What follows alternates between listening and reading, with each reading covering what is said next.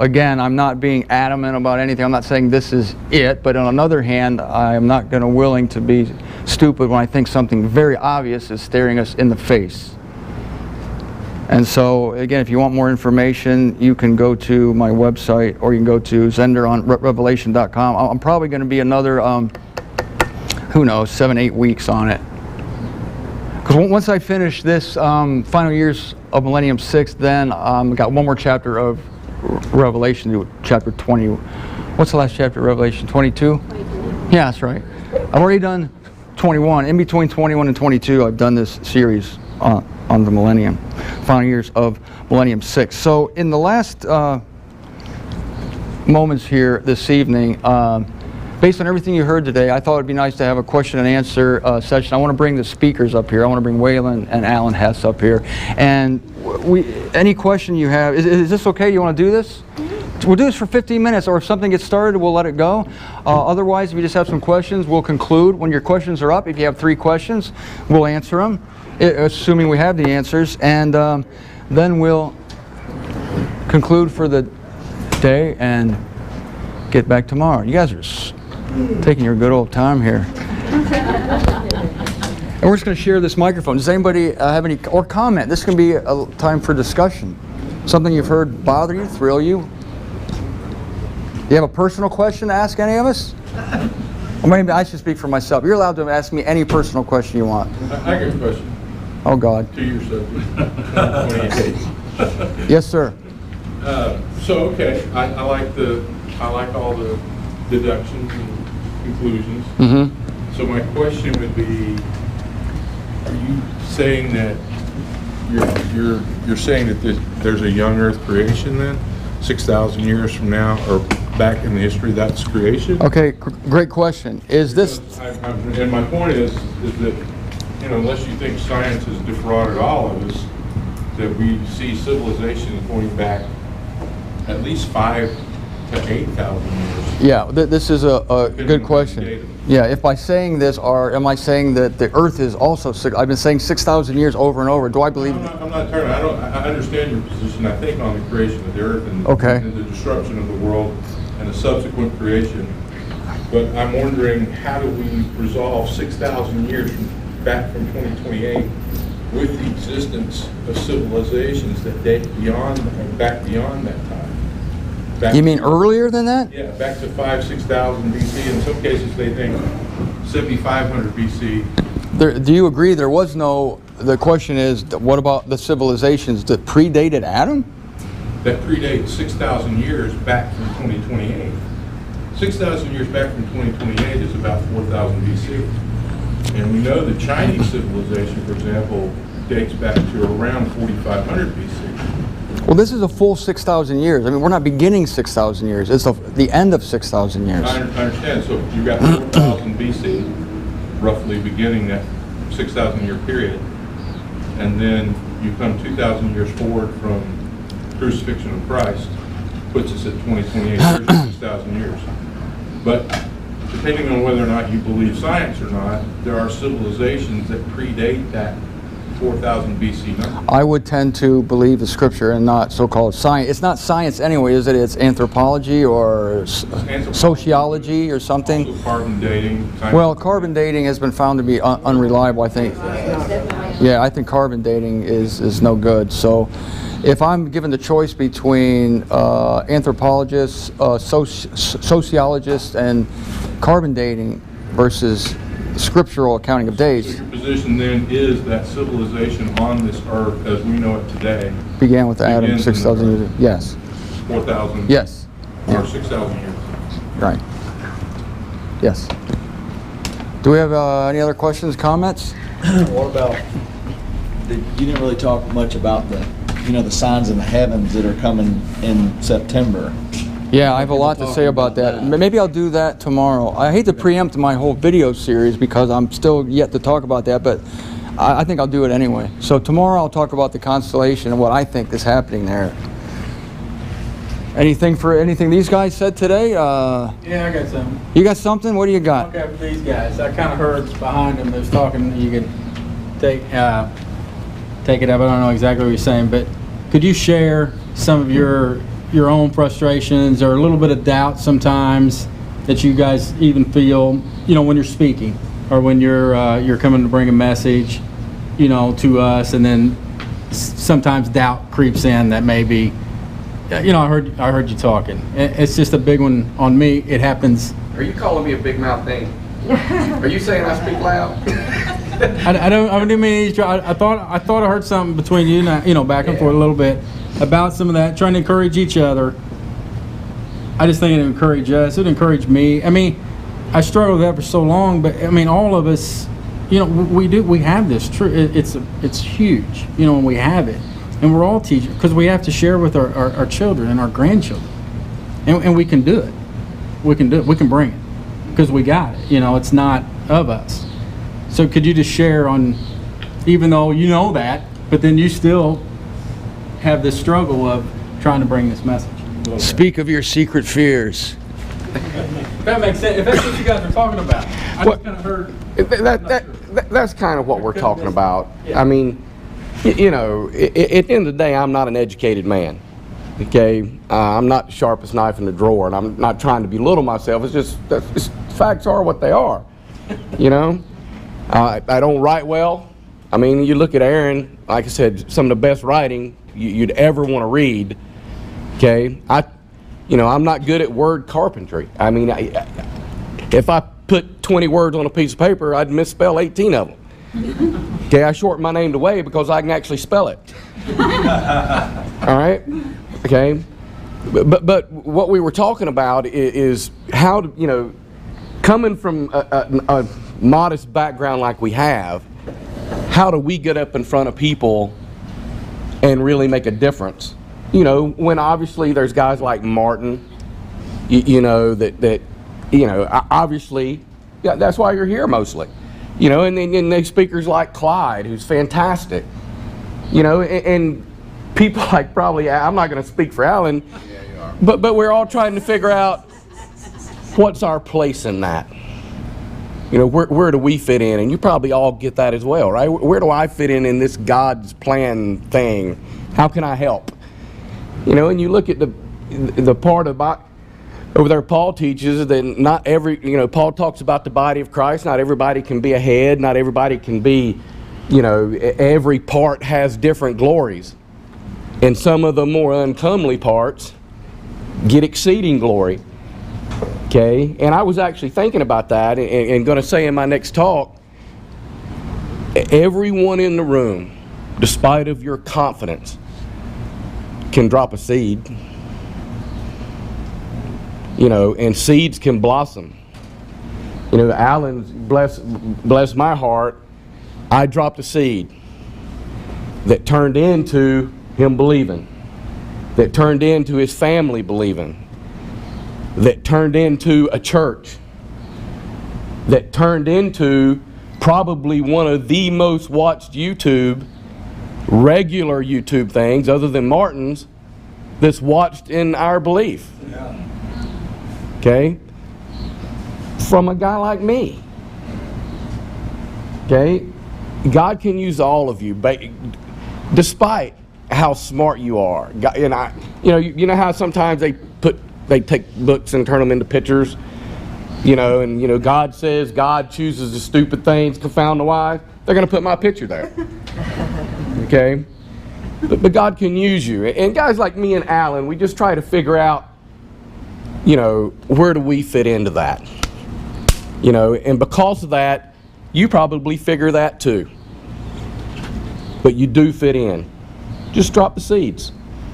I get up here, I do the best I can. If God blesses you, that's fantastic. If you're sitting back there waiting, hoping that I get down so Mark can get up, I'm with you. All right? Okay? Just drop seeds. Be who God made you, because you are who God made you. And use what you got. Did that answer your question? Alan? I love you, Waylon. You want to add anything? Add anything to that? I just thank y'all for watching. Because I'm not educated. And I guess I got a self-esteem issue sometimes when it comes to stuff like this because I feel like people get bored watching me. Because I do, I say the same things over and over again, but God's not giving me a new message. And I'm okay with that. But like I was telling Waylon, I mean, it's got to the point where I've got over 100 videos online, and I feel like I've said everything I need to say. I can start at the beginning and just start replaying the videos. And I let that get to me. That's what I battle. You know, what between these two ears is my battle now. I've let the religious crowd go. They don't bother me anymore. I've got used to them. But that battle that goes on right here, it's there, and you can't get away from it. And I don't want to waste people's time, I guess. And I beat what you heard is what my wife hears every Sunday. But then I get home from church and I got that email. I got that comment under that video. And see, whenever I come to place, the reason I clam up here is because I know I'm not coming to your typical denominational church where you've got a bunch of people just sitting in the church. I know you people study your Bibles. I can't bullshit you. Excuse my language, but that's the fact. I used to get up behind a Baptist pulpit. I could contradict myself from one sentence to another and still get preach, brother. That ain't gonna happen here. And it's intimidating. It really is. But I love it. I love you. I'm thankful that I'd rather be preaching to a crowd right like this than I would the Baptist, but it's different. And I guess after 6 years, I'm still getting used to it. I'm afraid I'm gonna say the wrong thing. I'm afraid, you know, probably what anybody else would feel if they were doing it. Yeah, but nobody else has the guts and the honesty and the brilliance to say it. You're so comfortable with That's us. that's It's how almost they like we're say it. sitting It in appears a living room that- here, you know, and this is like That unlike sweat wasn't anything I've beat. ever been at. That sweat's unbelievable. nerves. My living room, thank you very much. It pretty much is, you know. As for me, I mean, Yeah, no, go ahead. well, I've told you that my operation is put together, stuck together with kite string and duct tape, and just like my Bible is held together with duct tape. That's indicative of the whole operation. It's held together with duct tape. Sometimes I feel like I'm on the brink of quitting or giving up. It's an uphill battle. The behind the scenes stuff is ugly. I tell you some of it on the video. You can tell.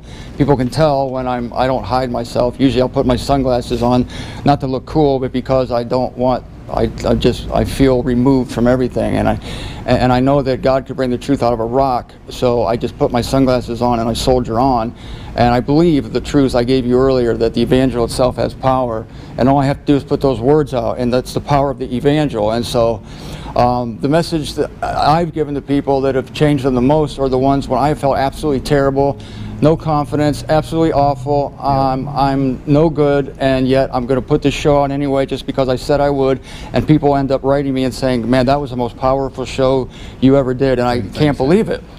Because I think the most powerful shows I do are the ones where I sound brilliant, my hair looks good, and all this other stuff. And I think, no, that's totally ridiculous. Right. And then I realized the truth that when I'm weak, then I'm powerful. And that is so true. And I'm telling you, when you take that verse literally, it'll change your life. That is literally true. When I'm weak, then he is powerful. And you're seeing weak brethren here. I'm feeling the power. It's so powerful. It's unbelievable, the power of being humble and telling people honestly what you're going through. And then people don't look at us and think, oh, you guys are great, too bad I can't attain to this marvel. Believe me, I mean, it's duct tape and kite string. And you're hearing these guys have doubts. I have the same doubts. The funny thing to me is that people think I don't have these doubts, you know, but I'm telling you, it's a struggle every day. Paul called it a vast struggle. He says we are in a vast struggle. You guys will tell you this is the struggle is ridiculous in its vastness. We're struggling against demons. We're struggling against the world, but as I've always said, greater is he who is in you than he who is in the world. And so we will conquer. If Satan is this close to you, Christ is this close to you. You can't escape that sheen of God that is over you. And in your weakest moment, like you say, you can drop a seed, like Way says. You can drop a seed. And it's not you. It's not the wisdom or the brilliance of the heralding. It's not. It's just understanding the words, giving the words, and putting out the evangel. The evangel is God's power for salvation, not somebody's brilliant exposition on the evangel. The brilliance might even stand in the way of the evangel. Paul said that his delivery was contemptible. The man probably stuttered. With the miracle is I stuttered constantly when I was a kid. I can't even believe I'm up here talking. It's just so bizarre and weird to me, and sometimes I can't handle it. You know, I just can't handle it, what God's doing with us. I mean, it is. You have to acknowledge that God is doing something. And you're totally amazed at it, honestly. It's ridiculous. So that's why it's so easy for me to defer any compliments, you know. People say, oh, this was great, that was great. I said, thank you, but it just rolls right off of me because I know what I am. I know who I am, and so it rolls right off. I dare you to give me a big head. People say, oh, Martin, I hate to give you a big head, but try. Just try it. Believe me. If you can manage to do it for 5 minutes, it'll be a miracle because God just knows how to cut you down and keep you low. So I dare you to compliment me and give me a big head. I dare you. I dare you. It's the evangel that has power. Got pretty hair. Thanks. Yeah, sure. You probably comb it though. I never tried comb it. No, I don't know about that. Yes, we have a question. People don't want to hear. We don't want to hear something new just for the sake of it. We want to hear truth. We right. just want to continue to be fed that truth. You know? Doesn't get old. Yeah. Right. There's nothing wrong with repetition. We need it repeated. Yeah. Thank you. Yeah. Please. So don't. I hate that when guys go out and try to find something new, just for the sake of finding. I was caught in that for a while. All the meetings. This is exactly what I experienced.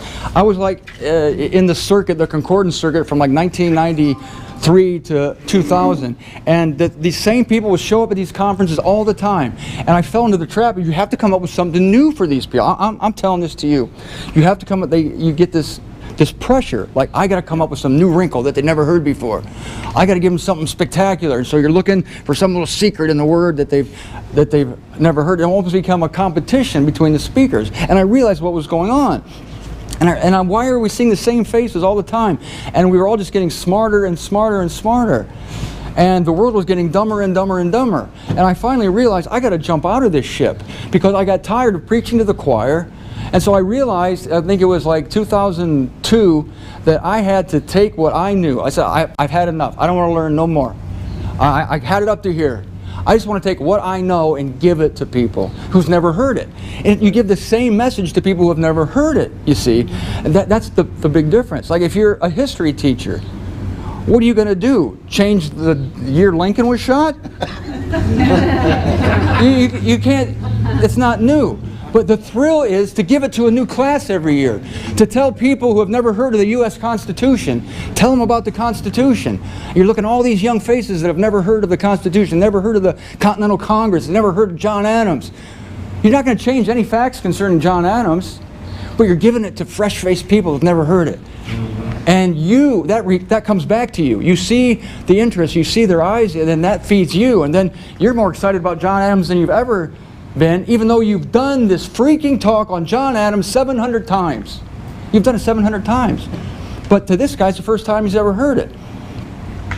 The truth never changes. You know? I mean, it's always needed. And I'm telling you, you remember we talked about the cycles of God? The sun comes up every day. God's in a hell of a rut, isn't he? He ain't thought of anything new in 6,000 years. The sun comes up, sun comes down. We're worried about repeating some glorious truth. Give the same message tomorrow. It's brilliant. And let me add that. One thing that frustrates me is I guess it's like I've always had, I want to get ahead of God. You know, I want to learn more. And He lets me learn more. But it's almost like I got you doing this. Then do that. Yeah, I know. It's like my little girl. She's always wanting to do something else than what we got her doing. And sometimes I'm like that with God. And I've got to get to where I've got, you know, we've all that way, you know. I don't know. This ain't about me, but stop eavesdropping. All right, well, that was, man, I'm glad we did that. Thank y'all. Thank you very much. Yeah. All right, so according to the schedule, you notice I'm being merciful on everybody, not coming in until 9:30 tomorrow, but you know, let's open the building at 9. Let's do what we did today. We'll just say 9, but Waylon's our first speaker tomorrow. He'll be addressing us at 9:30 a.m. But if you want to get here at 9, get some coffee, get some banana or a donut or a glass of whiskey, you know. You can do that. So we will see you tomorrow. Thank you very much.